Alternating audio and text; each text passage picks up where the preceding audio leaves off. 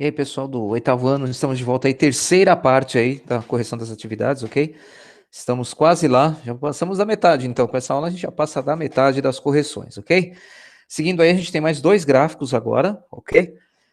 Então a gente vai observar os dois gráficos e a gente vai falar um pouquinho sobre eles, ok? Algumas características que eles trazem aí. Então observe os gráficos 1 e 2 e responda que tipo de variável é representada. Então, a gente está falando aqui em cima, o título já traz, né, variáveis quantitativas.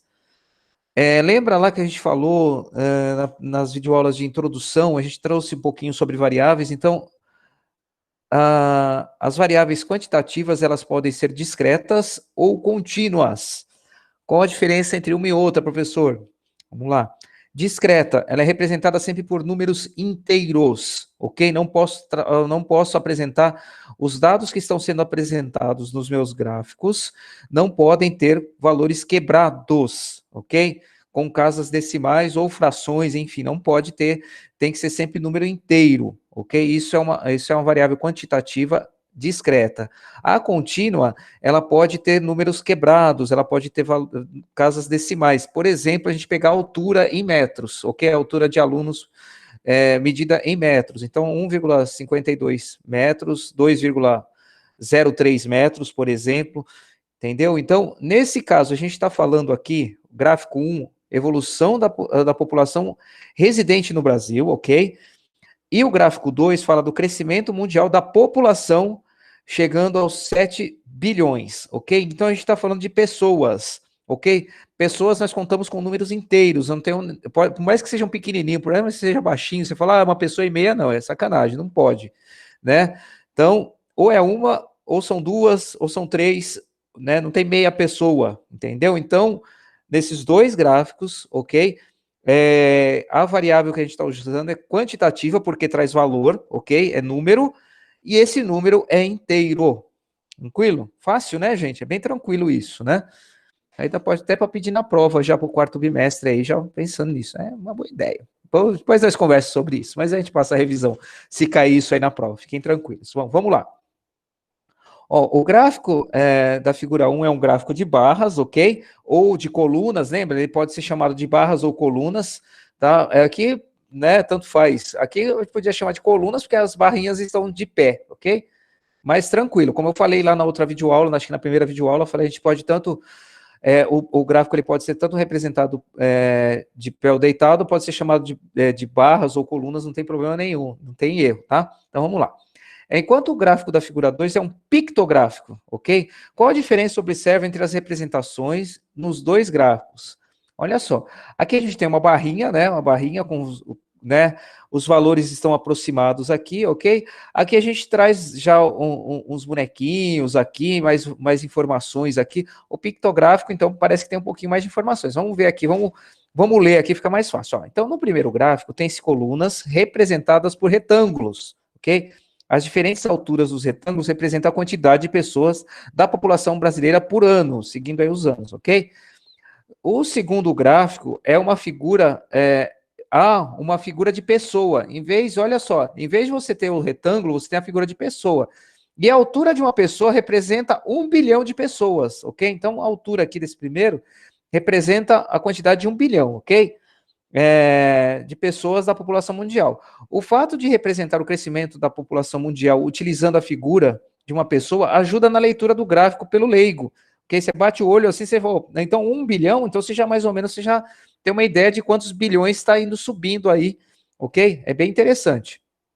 Fica fácil perceber, por exemplo, olha, que de 1927 para 1974, a população mundial dobrou.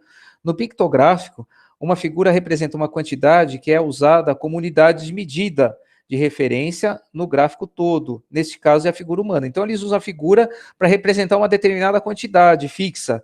Então, essa figura, né, representando essa quantidade, vai ficar fácil. Ó. Por exemplo, aqui tem 1, aqui tem 2, 3, okay, 4, 5, 6, 7... Tá vendo? Então vai subindo, né, de acordo aí, a gente vai percebendo de bater o olho aqui em quantos, vamos dizer assim, quantas figuras humanas tem empilhadas uma sobre a outra, a gente sabe quantos bilhões aí. Então, facilita visualmente Então, os pictográficos, eles são mais fáceis de serem analisados, enfim, por uma pessoa que não entende muito bem do que está sendo falado, enfim, de bater o olho, ela já consegue ver que as coisas ajudam bastante. Vamos lá, vamos seguir aqui, gente, senão a gente não acaba essa videoaula. Aqui a gente vai falar, então, agora do outro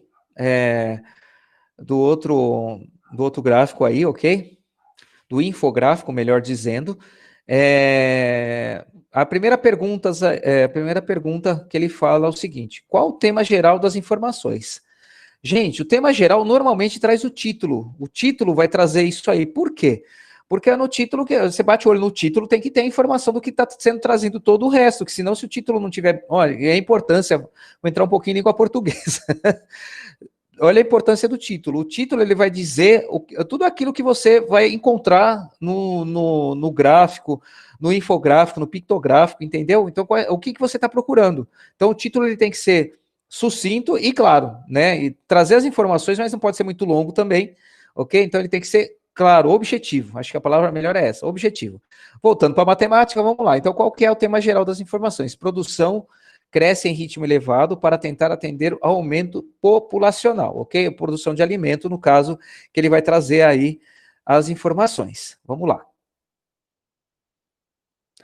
O item B ele fala o seguinte: analise o gráfico da produção mundial de alimentos. Quais alimentos devem aumentar sua produção em mais do que 100% até 2050? E o que significa 100% nesse caso?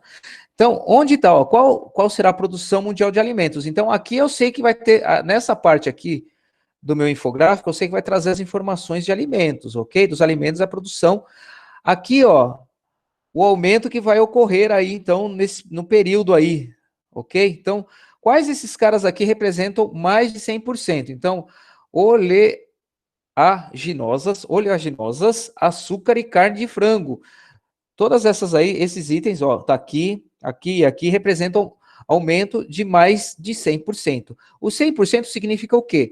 Dobrar a produção desse alimento. Então, olha, um aumento de 100%, o que que é? 100% é o todo, ok? Se eu tenho um todo e aumento 100%, quer dizer que eu vou dobrar isso, entendeu? E quanto mais de 100%, maior é. Então, vai aumentando mais e cada vez mais, ok? Beleza? Então, 100% é isso. Quando a gente fala um aumento de 100%, quer dizer que vai dobrar o valor, porque vai pegar a mesma quantidade dele e incluir nele mesmo, ok? Então, aumento de 100%, se você tivesse um aumento de 100% do seu salário, se você trabalhar, você ia dobrar o valor do seu salário. Olha que beleza, né? Só que não é bem por aí. Na vida real é bem diferente. Beleza, gente? A gente vai parar aqui. Ainda tem mais alguns itens desse infográfico para a gente responder, mas a gente vai parar por aqui nessa videoaula para não ficar muito extensa essa videoaula, ok? E a gente termina, então, na próxima, já finaliza esse tema aí desse infográfico e dos gráficos, enfim, aí, e vida que segue. De novo, não esqueça de fazer a devolução dessa videoaula lá, dessa atividade lá no Google Sala de Aula, ok? Lado direito, lá em cima, lá, apertar o devolver ou entregar, enfim, a opção que aparecer lá para vocês. Obrigado, gente, e até a próxima.